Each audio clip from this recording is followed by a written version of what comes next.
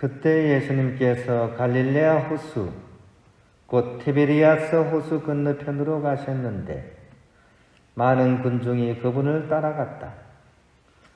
그분께서 병자들에게 일으키신 표징들을 보았기 때문이다. 예수님께서는 산에 오르시어 제자들과 함께 그곳에 앉으셨다.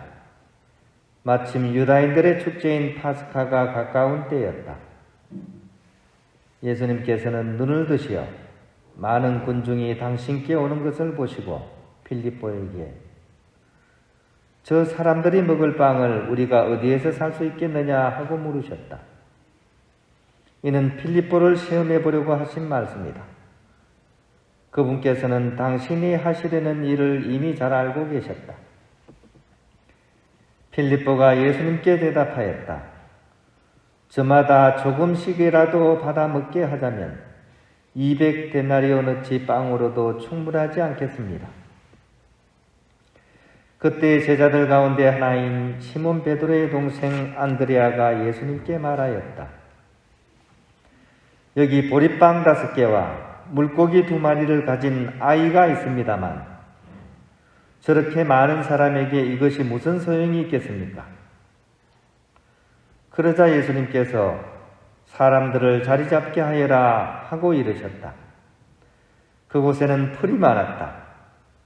그리하여 사람들이 자리를 잡았는데 장정만도 그 수가 5,000명쯤 되었다. 예수님께서는 빵을 손에 들고 감사를 드리신 다음 자리를 잡은 이들에게 나누어 주셨다. 물고기도 그렇게 하시어 사람들이 원하는 대로 주셨다.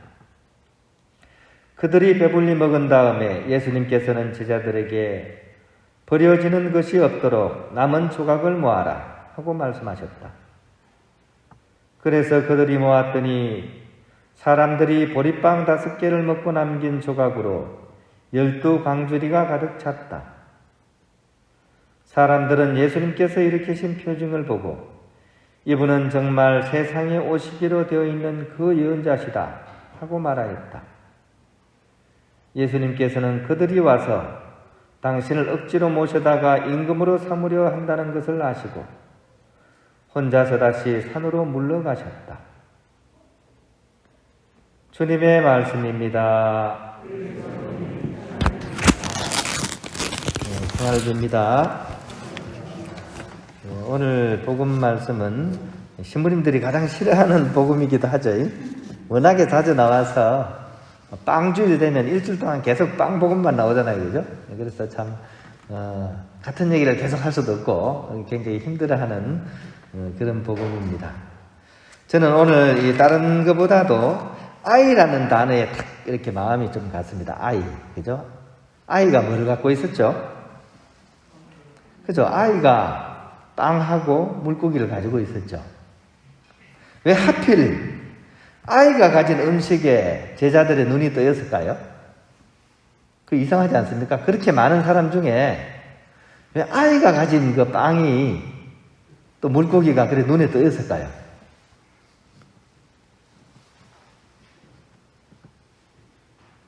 이 한마디로 딱 얘기하면요, 그죠? 이 아이니까 눈앞에 꺼내놓은 겁니다. 그죠? 아이니까. 아이는 계산하지 않죠? 계산 안 합니다. 그죠?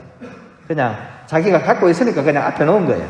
다른 사람들은요, 계산을 해가지고 어떻게 합니까? 뒤로 감췄죠. 왜냐하면 요거 가지고 내 입에 풀칠하기도 어려운데 어떻게 앞에 내놓습니까? 뒤로 감춰야죠. 숨겨둔 겁니다, 사실은. 그러니까 안 보이죠. 근데 아이는 있는 그대로 그냥 있으니까 그냥 앞에 내놓은 거예요. 이 뭔가의 가치는 그 자체에 있다고 할 수 없습니다.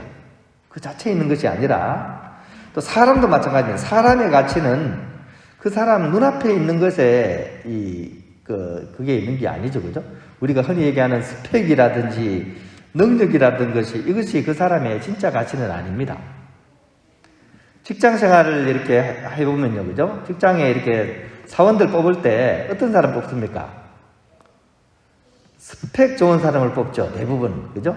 어느 대학 나오고, 무슨 자격증이 있고, 이거 가지고 이제 줄 세워가지고 사람 뽑아놔요. 근데 회사를 운영해보면 어떻습니까? 그 사람이 스펙 좋은 사람이 일을 잘한다는 보장이 없거든요. 회사에서 진짜 필요한 사람은 한 1, 2년 지나고 나서 드러납니다. 근데 그거는 스펙하고는 상관없습니다. 일 맡겨보면 압니다. 스펙이 있는 사람은 처음에는 막 그걸로 하는데 이내 그 사람 능력이 드러나죠. 오히려 스펙이 없는데도 불구하고 맡겨놓으면 충실하게 하는 분들이 있어요. 이런 사람들이 회사의 보물입니다. 나중에는 그런 사람들이 진짜 회사를 위해서 중요한 일을 하게 됩니다. 근데 우리는 대부분 스펙에 속죠, 그죠? 결혼도 마찬가지입니다. 결혼할 때 우리가 막 계산 많이 하잖아요, 그죠? 그 집에 재산이 얼마나 있는지, 어떤 직장을 다니는지, 연봉은 얼마인지 막 그렇게 손해 안 보려고 막 철저하게 그렇게 계산해서 결혼해보면 저는 경험이 없지만, 그죠? 주워 드는 건 많잖아요. 그 사람이 어떤 사람이냐가 중요하지, 스펙은 얼마 안 지나서 그냥 사라지는 거죠, 그죠? 우리가 항상 이렇게 겉으로 드러나는 것이 아니라, 계산 없는 마음이 있나? 그 사람이 어떤 사람인가? 어떤 마음으로 살아가는가? 이것이 정말 중요한 것이죠. 오늘 어린아이는 바로 그런 점에 있어서 비록 보잘것없어도, 그죠? 그거를 이렇게 남들 앞에 속이지 않고 나누기 위해서 내어놓을 수 있는 그런 계산 없는 마음이 있었기 때문에 바로 이 오병이어의 예수님 기적 중에 가장 큰 기적입니다. 이 기적을 일으키게 한 당사자가 된 거죠. 주인공이 된 거죠. 주인공. 복음서의 그 많은 사건 중에서 이름은 전해지지 않지만 이 아이가 어떻게 보면, 그죠? 가장 큰 기적의 주인공이 된 겁니다. 이거 우리가 기억을 하면 좋겠습니다. 두 번째는 어린아이였기 때문에 결국 아버지의 마음을 채워드린 거예요. 아빠, 하느님 아버지의 마음을 채워드린 거예요. 그래서 기적이 쏟아지는 거 아닙니까? 어린아이였기 때문에. 부모 앞에서는 자식이 어떤 상태가 좋습니까? 자식인 게 제일 좋아요. 그죠? 자식인 게 진짜 효자입니다. 어설프게 부모 앞에서 어른인 척 하는 것은 그거는 효도하는 게 아니죠. 우리가 대부분 잘못 알고 있습니다. 그죠? 부모 앞에서는 자녀가 되는 게 효자하는 겁니다. 이종문이라는 시인이 효자가 될라 카머, 이런 사투리 시가 있습니다. 효자가 될라 카마, 어떻게 해야 되는가? 네가 효자가 될라 카마, 너가 어무이 볼 때마다 팍 안아뿌라. 그러고 젖 만져뿌라. 그러면 효자 된다. 너가 어무이 기급하면서 화를 벌컥 내실 기다. 다 큰 기 와이카노. 미친나 하실 거다. 그래도 확 만져뿌라. 그러면 효자 된다. 그 어머니에게, 그죠? 그 어린아이 때 그런 모습으로 다가가는 그 마음이 어머니로 하여금 정말 어머니라는 기쁨을 주는 거거든요. 남들이 보기에는 망측한 일처럼 보이죠, 그죠? 하지만 진짜 부모의 마음을 아는 사람은 이런 걸 하는 겁니다. 그래서 진짜 효자가 되는 거죠. 오늘 이 복음 말씀에 이 아이가 나타나서 우리로 하여금 하느님께 우리가 어떻게 해야 되는지를 알려주고 있습니다. 계산 없는 마음입니다. 계산하지 말고요, 그죠? 주판을 막 튕기고 계산기 두드리면서 내 이득 챙기려고 하지 말고 어린아이 같은 그런 맑고 깨끗한 마음으로 하느님을 바라봐야 되고 또 다른 어떤 것이 아니라 그분의 자녀가 될 수 있어야 됩니다. 우리가 하느님 앞에서 아무리 잘난 척 해본들 뭐가 되겠습니까? 그죠? 우리가 아무것도 아닙니다. 우리는 단지 그분의 자녀일 뿐입니다. 그 자녀의 모습으로서 하느님께 다가갈 수 있는 것, 이것이 바로 오늘 우리에게 주는 이 복음서에 나오는 이름도 묻는 이 아이가 우리에게 전해주는 그런 하느님을 섬기는 비결인 것 같습니다.